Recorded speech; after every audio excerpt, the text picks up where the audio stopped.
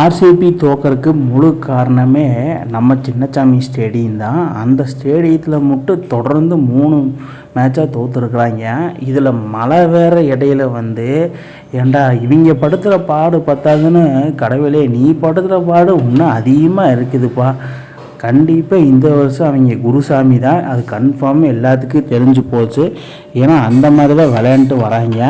மழை வந்ததுனால 17 ஓவர் மேட்சாக மாற்றினாங்க. டாஸுக்கான டைம் அப்படின்னு சொல்லி வந்தால் டாஸ்லேயே பார்த்திங்கன்னா நம்ம Punjab team captain Siraj Iyer win பண்ணிட்டு போயிட்டாரு. டாஸும் கூட எங்களுக்கு ஒழுகாதாடா அப்படின்னு சொல்கிற மாதிரி தான் மைண்ட் செட்டு.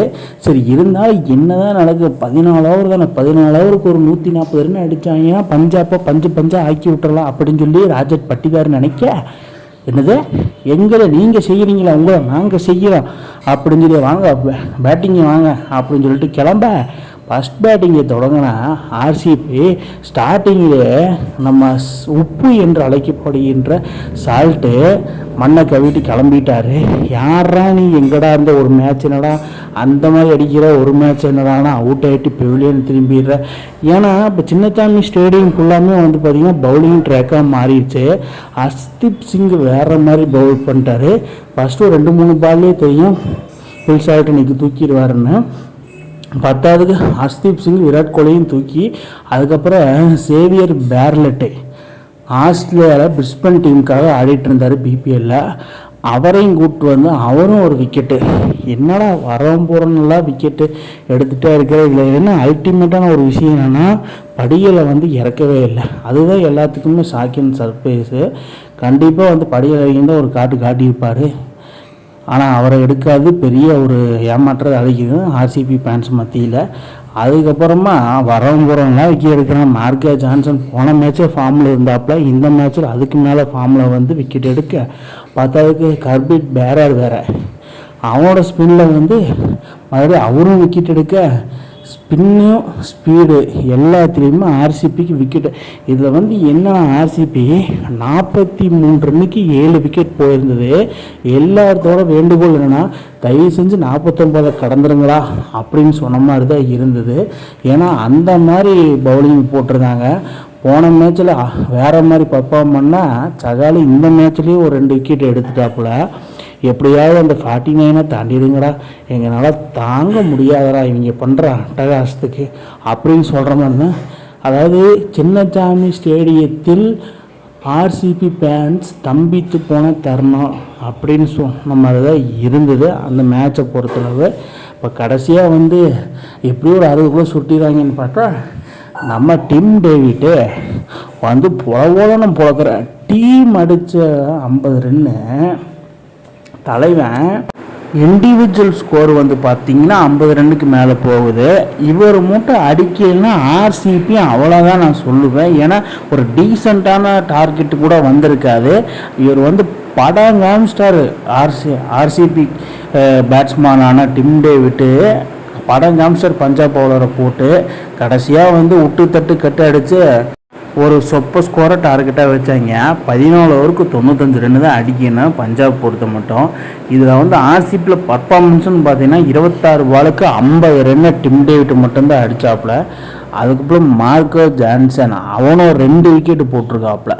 எல்லாருமே 2 விக்கெட்டு. ஹர்தீப் சிங்கு, அதே மாதிரி பேர்லெட்டு, சகாலு, கார்பிட் பேரர், ஜானிசன் எல்லாம் 2 விக்கெட்டு. இப்போ பஞ்சாப்புக்கு 96 ரன் அடித்தா போகுது. செகண்ட் இன்னிங்ஸை ஸ்டார்ட் பண்ண பஞ்சாப்பை துண்டாக ஜெயிச்சுட்டு போவாங்கன்னு பார்த்தா ஆரம்பத்தில் 2 பேர் அவுட்டு. பிரபு சிம்ரன் சிங்கு, பிரியாஸ் ஆரியா, இவங்க 2 பேருமே ஆரம்பத்தில் அவுட் ஆகி பெவிலியன் திரும்ப. அதுக்கப்புறம் சிராஜ் ஐயர் கேப்டன்சினாக்க ஆட முடியாமல் தவிச்சிட்டு இருந்த நிலையில் அந்த டைமிங்லேயே ஜாஸ் இங்கிலீஷ் இறங்கி நிதானமான ஆட்டத்தை வெளிப்படுத்திட்டு இருந்தார்.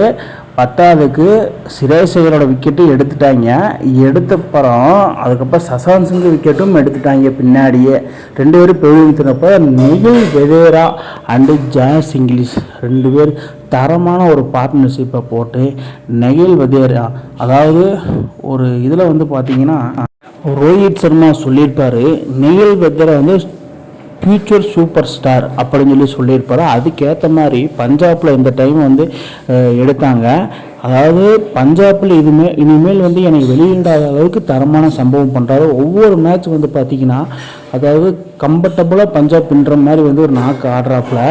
அதாவது பின்னாடி மிடில் ஆர்டரில் வேறு மாதிரி பர்ஃபார்மன்ஸு, இந்த மாதிரி பர்ஃபார்மன்ஸ் அதாவது திலக் வர்மா, நிகில் வெதரா இந்த மாதிரி பிளேயர்ஸ்னால் மட்டும்தான் கொடுக்க முடியும்.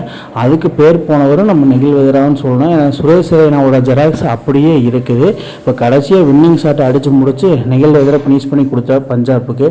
இதன் மூலிமா வந்து கடைசியாக மார்க்கஸ் ஸ்டோனிஸ் ஒரு 6 போட்டதுனால விராட் கோலி எப்படியோங்க அடித்து வின் பண்ணிட்டீங்க, அவ்வளோதான் சோழி முடிஞ்சுவோ அப்படின்னு சொல்லி கையை கொடுத்து கிளம்பிட்டார்.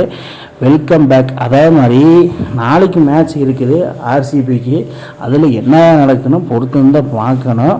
கடைசியில் ஸ்டோயினிஸ் விராட்டோட பிக்சரை பார்த்து பல வருஷம் ஆகுது. ஏன்னா இவங்க 2 பேர்த்தோட ஃபைட்டெல்லாம் வேறு மாதிரி இருக்கும். கடைசியாக வந்து பார்த்திங்கன்னா பிளேயர் ஆஃப் தி மேட்ச் யாருன்னு பார்த்தா நம்ம டிம் டேவிட். ஆனால் பஞ்சாப் கிங்ஸ் வந்து வின் பண்ணாலும் டிம் டேவிட்டுக்கு வந்து பிளேயர் மேட்ச் வந்து கொடுத்துருக்காங்க. இது வந்து நான் வேறு லெவலில் தான் நான் சொல்லுவேன். ஏன்னா எந்த அணி வின் பண்ணும் அவங்க டீமில் தான் பிளேயர் ஆஃப் தி மேட்ச் கொடுப்பாங்க. இருந்தாலும் இது ஆப்போனன்ட் சைடு நடந்திருக்கு. ஏன்னா அந்த மாதிரி டிம் டேவிட் வந்து இன்றைக்கி பர்ஃபார்மன்ஸ் பண்ணார். நெயில் பேட்டிங் நாக்குன்னு தான் நான் சொல்லுவேன்.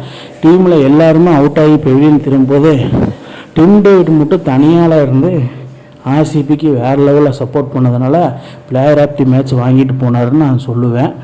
இதே மாதிரி மக்களே ஆர்சிபி தோத்துட்டே வந்தால் அவங்களோட பிளே ஆஃப் கனவு அந்த கப்போட கனவு வெளியே உயர்ந்தீங்க. 18 வருஷமாக கப்பு வாங்காமல் குருசாமி ஆயிடுவாங்கன்னு எனக்கு தோணுது. மக்களே உங்களுக்கு எப்படி தோணுதுன்னு கீழே கமெண்ட் பாக்ஸில் கமெண்ட் பண்ணுங்கள். இந்த மாதிரி இன்ட்ரெஸ்டிங் கிரிக்கெட் வீடியோவை தெரிஞ்சுக்க நம்ம சேனலை சப்ஸ்கிரைப் பண்ணுங்கள், லைக் அண்ட் கமெண்ட் பண்ணுங்கள். மேலும் மேலும் உங்களுக்கு வீடியோ வந்துகிட்டே இருக்கும்.